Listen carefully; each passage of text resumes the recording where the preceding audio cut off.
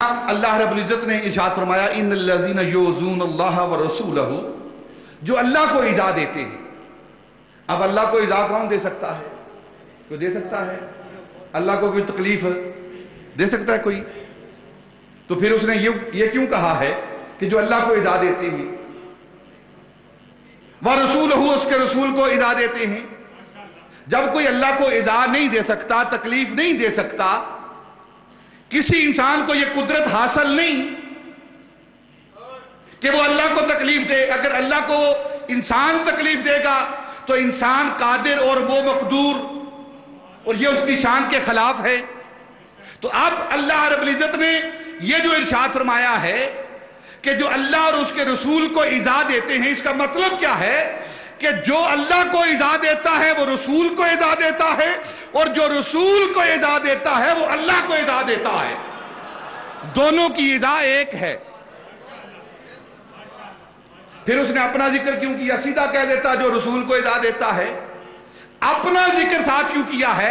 اپنا ذکر اس لیے کیا ہے تاکہ رسول کی طرفداری ہو جائے۔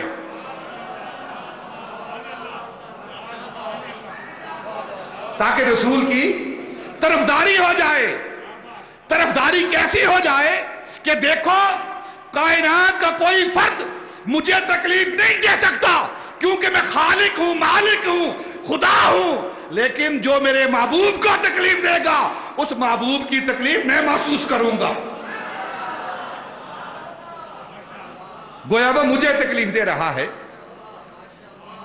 تو اللہ رب العزت اپنا نام لکھ کر، اپنا نام لے کر اپنے محبوب کی طرفداری کر رہا ہے، طرفداری کر رہا ہے۔ یہی وجہ ہے کہ علماء و محدثین نے ایک بات کتابوں کے اندر نقل کی ہے کہ اللہ اور اس کے رسول کے حقوق باہم لازم و ملزوم ہیں۔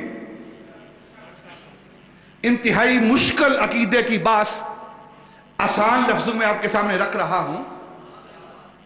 جہاں آ کر انسان بھٹکتا ہے، گمراہ ہوتا ہے اور اللہ اور اللہ کے رسول کی شان میں گستاخیاں کرتا ہے، یہ وہی مقام ہے۔ یہ جو بات میں آپ کے سامنے رکھ رہا ہوں کہ اللہ اور اس کے رسول کے حقوق باہم آپس میں لازم و ملزوم ہیں، سوائے ایک حق کے، سوائے ایک حق کے اللہ رب العزت نے باقی سارے حقوق اپنے محبوب کو عطا کر دیے ہیں، سوائے ایک حق کے۔ وہ ایک حق کیا ہے؟ وہ ایک حق جو اللہ رب العزت نے اپنے پاس رکھا اور باقی سارے حقوق اپنے محبوب کو عطا کر دیے، وہ ایک حق حق الوہیت ہے۔ ایک حق حق الوہیت ہے، الہ ہونے کا حق، معبود ہونے کا حق، یہ صرف اللہ کا حق ہے۔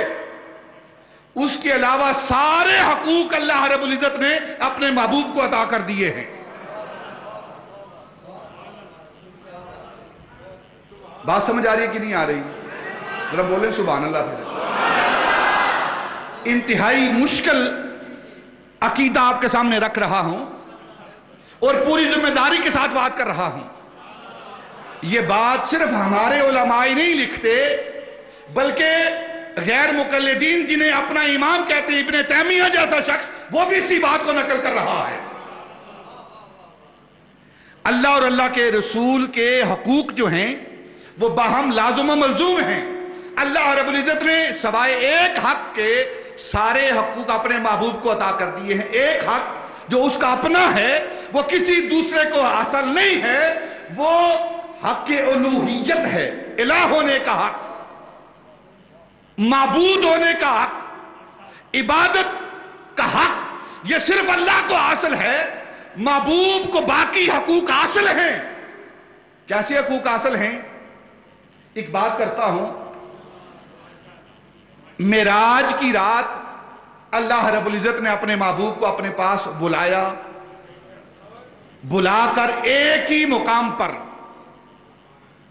مقام پر دونوں جمع ہوئے۔ سنتے ہیں آپ معراج کا قصہ سنتے رہتے ہیں، ایک ہی مقام پر دونوں اکٹھے ہوئے، جمع ہوئے، مقام دونوں کا ایک ہی ہے، لیکن فرق کیا ہے؟ اللہ رب العزت شان الوہیت کے ساتھ بیٹھا ہے، اور محبوب معراج کی رات اللہ رب العزت کے ساتھ شان عبدیت کے ساتھ بیٹھا ہوا ہے۔ معراج کی رات سدرۃ المنتہا سے آگے لامکان پر اللہ رب العزت نے اپنے محبوب کو بلا کر دونوں آپس میں بیٹھے، مقام ایک ہی ہے، مقام ایک ہی ہے۔ بات سمجھاتا ہوں، کھول کے بات بیان کرتا ہوں تاکہ آپ کے ذہنوں سے ہوتی ہوئی آپ کے قلب تک پہنچ جائے بات۔ مقام ایک ہی ہے، یہاں کوئی شرک کی بات نہیں، کوئی ایسی بات نہیں جو شرک کی بات کرتا ہے، نہ اسے قرآن کی خبر، نہ سنت کی خبر، نہ روایت کی خبر، نہ درائت کی خبر، نہ اس کے پاس عقل ہے نہ شکل ہے۔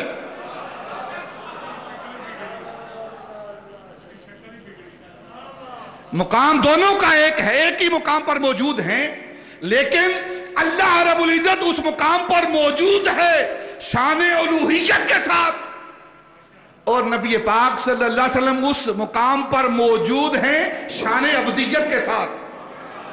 میدان حشر میں احادیث کا مطالعہ کریں، میدان حشر میں اللہ رب العزت اپنے محبوب کو حشر کے میدان میں اپنے دائیں جانب کرسی پر، منبر پر بٹھائے گا۔ اللہ رب العزت کی ذات جو دائیں اور بائیں سے پاک ہے، پڑھیں حدیث کو، اللہ رب العزت اپنے محبوب کو میدان حشر میں اپنے دائیں جانب کرسی پر بٹھائے گا، دونوں ایک ہی مقام پر ہوں گے، اللہ اور اس کا محبوب دونوں ایک مقام پر ہوں گے، لیکن فرق کیا ہے؟ میدان حشر میں اللہ رب العزت منبر پر جلوہ افروز ہوگا شان الوہیت کے ساتھ، اور محبوب جلوہ افروز ہوگا شان محبوبیت کے ساتھ۔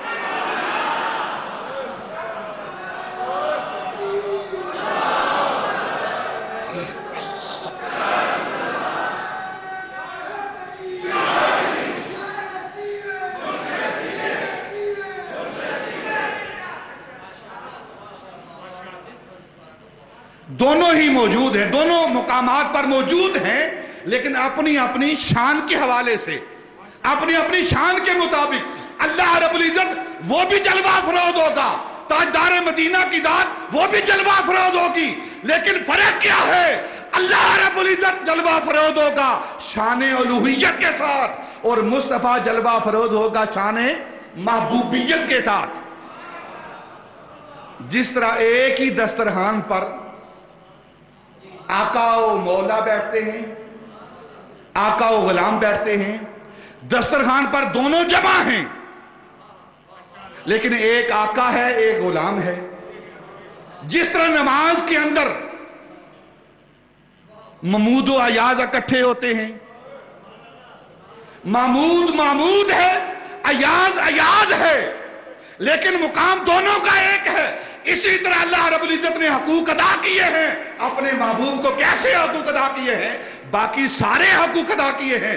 اپنے پاس بٹھانے کا حق، اپنے ساتھ منبر پر جلوہ افروز ہونے کا حق محبوب کو عطا کیا ہے، اور خود اپنے پاس جلوہ الوہیت، شان الوہیت رکھی ہے، شان الوہیت رکھی ہے اپنے پاس۔ نبی پاک کو شان عبدیت اور اپنے پاس شان الوہیت۔ الوہیت میں اس کا کوئی شریک، الوہیت کی صفات میں اس کا کوئی شریک، اس کے لوازمات میں اس کا کوئی شریک نہیں ہے۔ شریک اور حبیب ہونے میں فرق ہے، لوگوں کو سمجھ نہیں آئی بات کی۔ وہ شریک کرتے رہتے ہیں، ہم قریب کہتے رہتے ہیں، وہ شریک کہتے رہتے ہیں، ہم حبیب کہتے رہتے ہیں، اور ہم بے وقوف پاگل لوگ نہیں ہیں جو نبی پاک کو اللہ کا شریک کہیں۔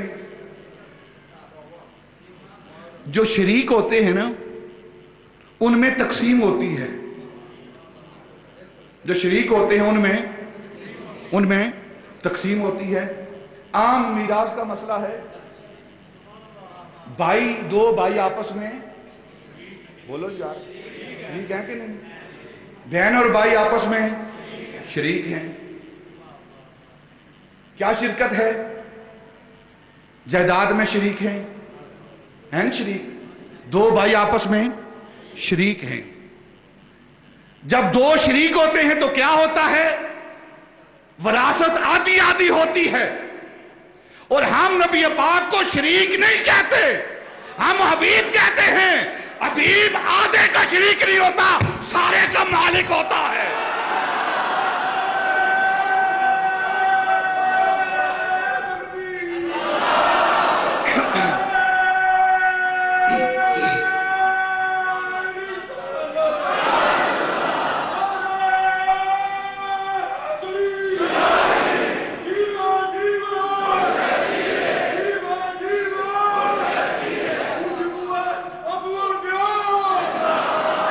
میں تو مالک ہی کہوں گا, میں تو مالک ہی کہوں گا کہ ہو مالک کے حبیب, نہیں محبوب و محب میں تیرا میرا.